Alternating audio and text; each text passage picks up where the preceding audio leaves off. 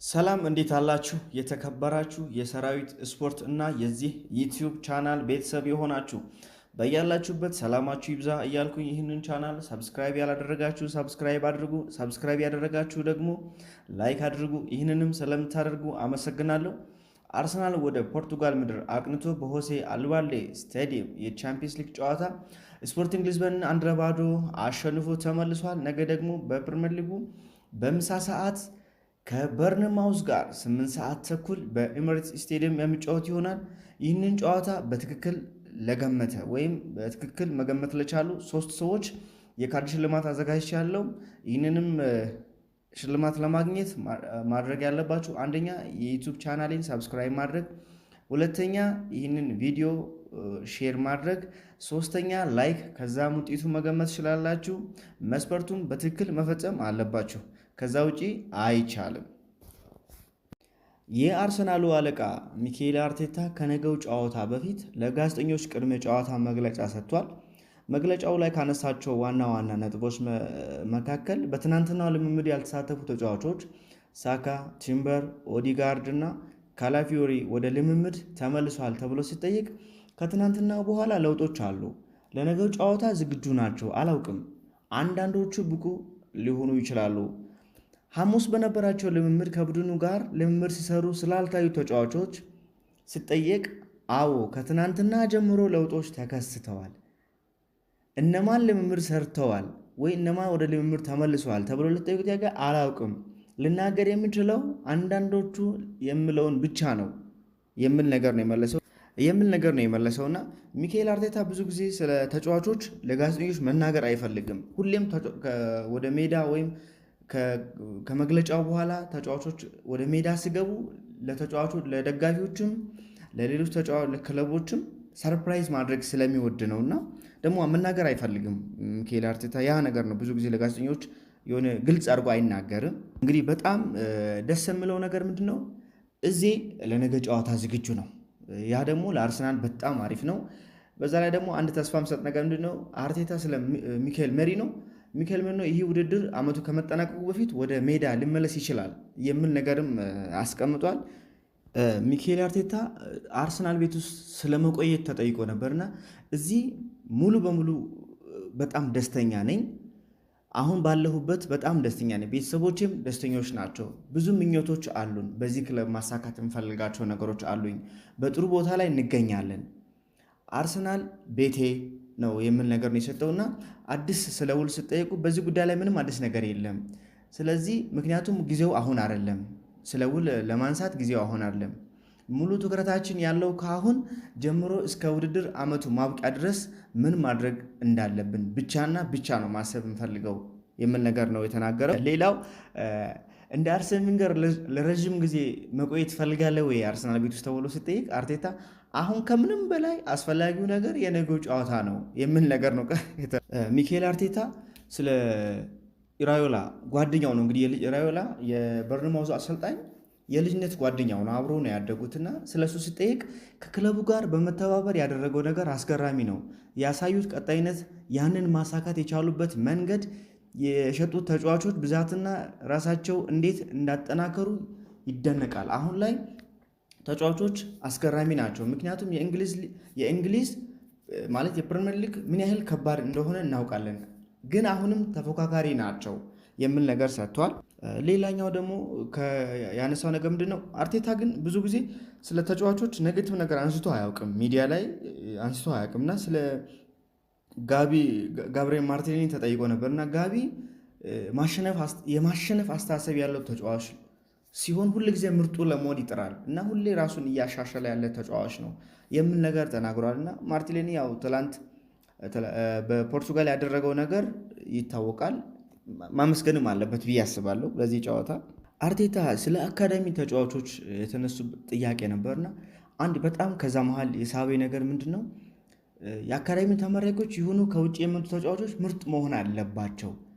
ከኢላንድ አካዳሚ ተጫዋቾች መምጣት ከቻልን የክለቡ ማንነት ስላለ ያ በጣም የተሻለ ነው። የምንፈልገው ትክክሉን ነገር ያውቃሉ፣ ነገር ግን ዋጋቸውን ማረጋገጥ አለባቸው።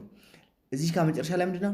ለአንድ ሳምንት ብቻ ሳይሆን ሁሌም ጥሩ ብቃት እና ጥሩ እንቅስቃሴ ማሳየት በከፍተኛ ደረጃ መጫወት መቻል አለባቸው የምን ነገር ያነሳው ነው። አሁን ከአርሰናል ከአካዳሚ በቅርብ ጊዜ የመጡ ተጫዋቾች አሉ።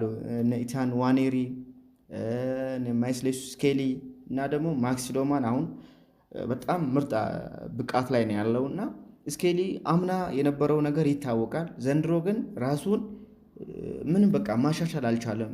በተሰጠው ሁሉ አንዱ ጥሩ የሆነና የሆነ ሰዓት ላይ ያበላሻል። ስለዚህ ወጥ የሆነ አቋም ማሳየት አልቻለም።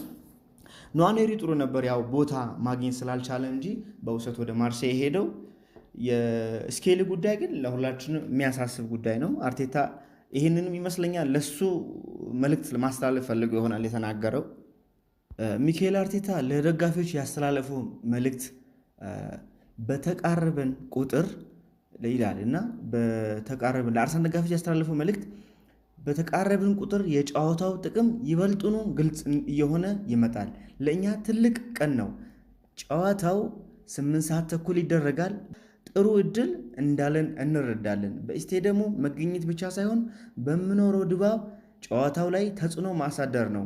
ነገ የሚገኝ ማንኛውም ሰው ኃይላቸውን እና ቁርጠኝነታቸውን ይዘው እንዲመጡ እጠይቃለሁ። ቡድኑም ለዚህ ምላሽ ይሰጣል የሚል ጠንከር ያለ መልእክት ለደጋፊዎች አስተላልፏል። እኛም እንግዲህ አርሰናል ነገ እንዲያሸንፍና መልካም እድል ብለን እንመኛለን ለውዱ ክለባችን።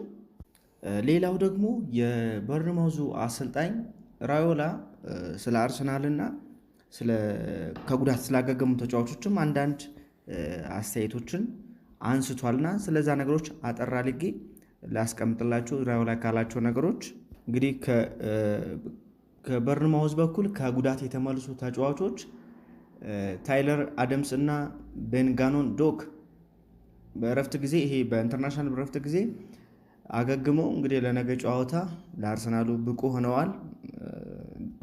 በኢንተርናሽናል ጨዋታዎች ላይ ለሀገራቸው ወደ ሲጫወቱ ትንሽ መጠነኛ ጉዳት የደረሱባቸው ኒጌልስ ጁኒየር ግሩፕ እና አሌክሲስ ጀመኔዝ እነዚህም አሁን አገግመው ለነገ ጨዋታ ዝግጁ እንደሆን ራውላ ገልጿል። ለነገ ጨዋታ የማይደርሱ ወሳኝ ተጫዋቾች ሉስ ኩክ እና ጀስትን ክላይበርት በጣም የሚገርም አጥቂ ነው እና ሆላንዳዊ አጥቂ ነገ እሱ ባለመኖሩ የአርሰናል ተከላካዮች እረፍት ያገኛሉ ብዬ አስባለሁ። በጣም ጎበዝ እና ከሩቅ ሹት ይመታል። በጣም ጎበዝ ተከላካዮች የሚያስጨንቅ አይነት ተጫዋች ነው። የእሱ እንግዲህ ነገ አለመሳተፍ በጨዋታው ላይ ለአርሰናል ተከላካዮች እፎይታ ነው የሚሰጠው። ሌላው ደግሞ ስለ አርሰናል ኳሊቲ ራዮላ ያነሳቸው ነገሮች አርሰናልን ልቅ ቡድን አድርጎ ነው የተናገረው። በጣም በቃ አርሰናል ልቅ ቡድን ነው፣ በጣም ልዩ ቡድን እንደሆነ ነው የተናገረውና በጣም ጠንካራ የአጥቂ መስመር እንዳላቸውና በጣም ሶሊድ የሆነ ተከላካይ መስመር እንዳላቸው ጠቅሶ ነው የተናገረው። ሚካኤል አርቴታ ከጉዳት የተመለሱ ተጫዋቾችም ስላሉት ጥሩ ቡድን ተለዋዋጭ ማይገመት አይነት ቡድን አሁን እንዳለው ነው የምገምተው የሚል አስተያየትም ሰጥቷል። ያው በርንማውዝ የመጨረሻውን ጨዋታ በፕሪሚየር ሊጉ ከማንቸስተር ዩናይትድ ጋር 2 አቻ በሆነ ውጤት ነው የተለያዩት። የመጨረሻ ጨዋታ ከኢንተርናሽናል ብሬክ በፊት የተጫወቱት ያው ከማንቸስተር ዩናይትድ ጋር 2 አቻ ነው የተለያዩትና ሌላው እርስ በርስ ግንኙነታቸው በቅርብ ጊዜ 10 ጨዋታዎችን ብንመለከት ከአርሰናል ጋር ስላላቸው ሪካርድ አርሰናል ከ10ሩ 7 ጊዜ አሸንፏል። በርንማውዝ 2 ጊዜ አሸንፎ 1 ጊዜ አቻ ተለያይተዋል። በርንማውዝ እንግዲህ 2 ጊዜ ተከታታይ ያሸነፈው በሜይ 3 2025 እና ኦክቶበር 19 2024 አርሰናልን አሸንፈዋል። ከዛ ውጪ በቅርብ ጊዜ ጃንዋሪ 3 2026 በእነሱ ሜዳ አርሰናል 3-2 በሆነ አሸንፎ ነው እንግዲህ የመጣው። የመልሱን ጨዋታ እንግዲህ ነገም አርሰናል ያሸንፋል የሚል ግምት አለኝ። ምክንያቱም አርሰናል አሁን ከቀሩት ጨዋታዎች ቢያንስ 4 ጨዋታዎችን ካሸነፈ ዋንጫውን ማንሳቱን ያረጋግጣል። ነገ ደግሞ ከሲቲ ቀድሞ በመጫወቱ ሲቲ ላይም ያው ነገ አሸንፎ ሲወጣ ሲቲ ላይም ጫና ስለሚያሳድር አርሰናል ያሸንፋል ብዬ አስባለሁ። አብራችሁኝ ስለቆያችሁ በጣም ነው የማመሰግነው። ነገ ከጨዋታው በኋላም አንዳንድ ሀሳቦችን በጨዋታዎች ላይ የተከሰቱ ነገሮችን ይዤላችሁ ወደ እናንተ እመጣለሁ። አመሰግናለሁ። እስከምንገናኝ ባይ ባይ፣ ቻው።